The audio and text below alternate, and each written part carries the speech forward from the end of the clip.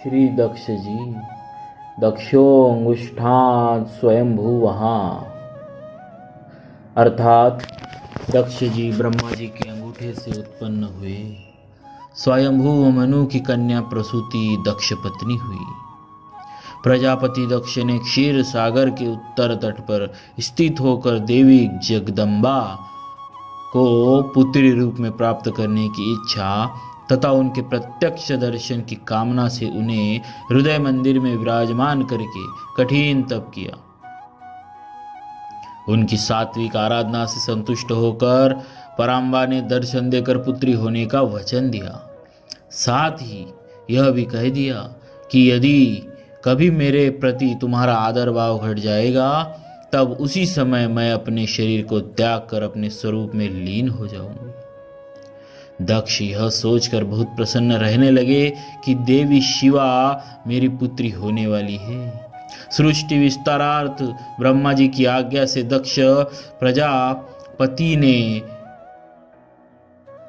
पंचजन प्रजापति की असिकनी नाम की कन्या को पत्नी रूप में स्वीकार कर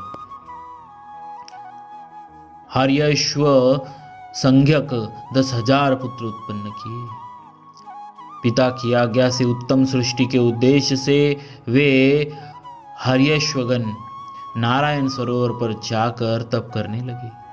इन्हें अधिकारी जानकर देवर्षि नारद जी ने आत्म तत्व का उपदेश देकर निवृत्ति परायण बना दिया। तत्पश्चात दक्ष ने शबलाश्व संज्ञक 1,000 पुत्र उत्पन्न किए, परंतु नारद जी ने इन्हें भी पूर्ववत ही परमार्थ पद का पथिक बना दिया। अब की बार दक्ष ने कुपित होकर नारद जी को श्राप दे दिया कि आज से तीनों लोकों में विचरते हुए तुम्हारा पैर कहीं स्थिर नहीं रहेगा। नारद जी ने इसे भगवान की इच्छा ही मानकर शाप शिरोधार्य कर लिया। श्री दक्ष जी ने प्रसूति के गर्भ से 24 कन्याएं उत्पन्न करके उन्होंने बड़ी प्रथम 13 कन्याएं धर्म को ब्याह दी।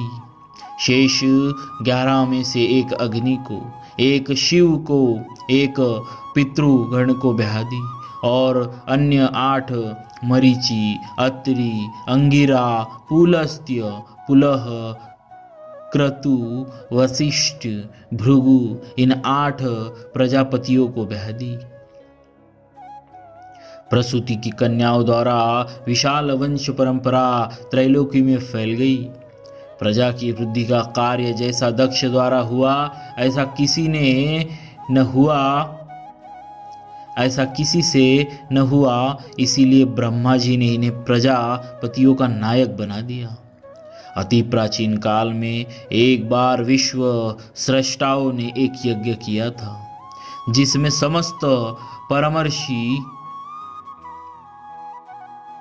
देवता, मुनि और अग्नि आदि अपने अपने अनुयायियों सहित आकर उपस्थित हुए। जब सूर्य के समान तेजस्वी दक्ष उस समय वहां आए तो दक्ष को देखकर उनके तेज से प्रभावित और धर्षितचित्त होकर श्री शिव जी और ब्रह्मा जी को छोड़कर अन्य सभी देवगण, ऋषिगण आदि सदस्य गणों ने अपने आसनों से उठकर सम्मान किया। दक्ष अपने पिता ब्रह्मा जी को प्रणाम कर और उनकी आज्ञा पाकर उनके दिए हुए आसन पर बैठ गए। दक्ष ने यह देखा कि शिव जी आसन पर बैठे ही रहे, उठकर उन्होंने सम्मान नहीं किया। उनके इस व्यवहार से अपना अपमान समझकर क्रूर दृष्टि से उनकी ओर देखा और इस महासभा में ही उनको बहुत दुर्वचन कहे और पछताने लगे कि मैंने केवल ब्रह्मा जी के कहने से ही ऐसे पुरुष को अपनी सुंदरी साध्वी भोली भाली कन्या दे दी। दुर्वचन कहकर दक्ष ने श्री शिव जी को शाप भी दिया कि देव यज्ञों में इंद्र, उपेंद्र आदि देवगणों के साथ वे यज्ञ का भाग न पाए। श्री शिव जी कुछ भी न बोले। शाप देकर अत्यंत क्रुद्ध हो दक्ष सभा से निकलकर अपने स्थान को चले गए।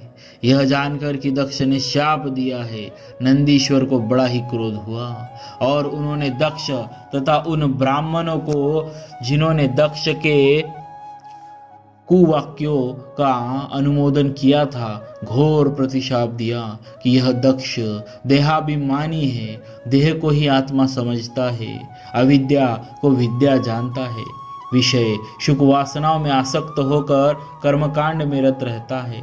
अतएव यह जड़ पशु है, पशुओं के समान यह स्त्री लंपट हो और इसका मुख शीघ्र बकरे का हो, यह सदा तत्व ज्ञान से विमुख रहे।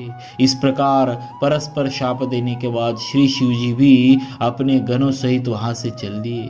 कालांतर में दक्ष ने रुद्र का अपमान करने के लिए ही बृहस्पति सव नामक यज्ञ किया। यज्ञ में शिव का अपमान देखकर सती ने शरीर त्याग कर दिया। सती जी के तन त्याग को सुनकर श्री शिव जी के गणों ने दक्ष का यज्ञ विध्वंस कर दिया। शिव जी का अपमान करने वाले देवताओं तथा सदस्यों को समुचित दंड दिया। गणनायक वीरभद्र ने दक्ष के सिर को मरोड़कर धड़ से अलग कर यज्ञ की दक्षिणाग्नि में डाल दिया, मानो इससे होम कुंड की पूर्णाहुति की। अंत में यज्ञशाला को जलाकर शंभुगन कैलाश को लौट आए। श्री ब्रह्मा जी की सलाह से सभी देवता ब्रह्मा जी को भी साथ लेकर कैलाश पर गए। स्तुति और प्रार्थना करके भगवान शिव को प्रसन्न किया।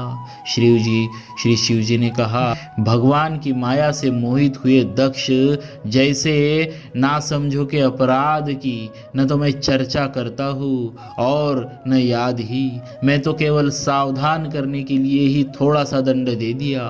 तत्पश्चात शिवाज्ञानुसार दक्ष के धड़ से बकरे का सिर जोड़ दिया गया। श्री शिव जी की कृपा से दक्ष सोकर जागे हुए के समान जी उठे। दक्ष का हृदय शुद्ध हो चुका था। श्री शिव जी के प्रति श्रद्धा का सिंधु उमड़ पड़ा और बड़े ही विनीत भाव से उन्होंने शिव जी की स्तुति की। इसके बाद पुनः यज्ञारंभ किया गया, जिसमें यज्ञ पुरुष भगवान विष्णु ने साक्षात प्रकट होकर दक्ष को ज्ञानोपदेश देते हुए शिव ब्रह्मा तथा स्वयं में तात्विक एकता का निरूपण किया। सबने भगवान की स्तुति की। यज्ञ स्नानंद संपन्न हुआ। मैंने इस शरीर से शिव का अपमान किया है, यह विचार कर ग्लानि में भरकर प्रजापति दक्ष ने अपना वह शरीर त्याग कर प्रचेता गण की मरीषा नाम की पत्नी के गर्भ से पुनः जन्म लिया। इन्होंने जन्म लेते ही अपनी कांति से समस्त तेजस्वियों का तेज छीन लिया। श्री ब्रह्मा जी ने इन्हें पुनः प्रजापतियों के नायक पद पर अभिषिक्त कर दिया। ये कर्म करने में बड़े दक्ष थे, इसीलिए इनका नाम दक्ष हुआ। भगवत धराधन पूर्वक इन्होंने सृष्टि का विस्तार एवं संरक्षण किया। बोलिए भक्त श्री दक्ष जी महाराज की जय, भक्तवत्सल भगवान की जय।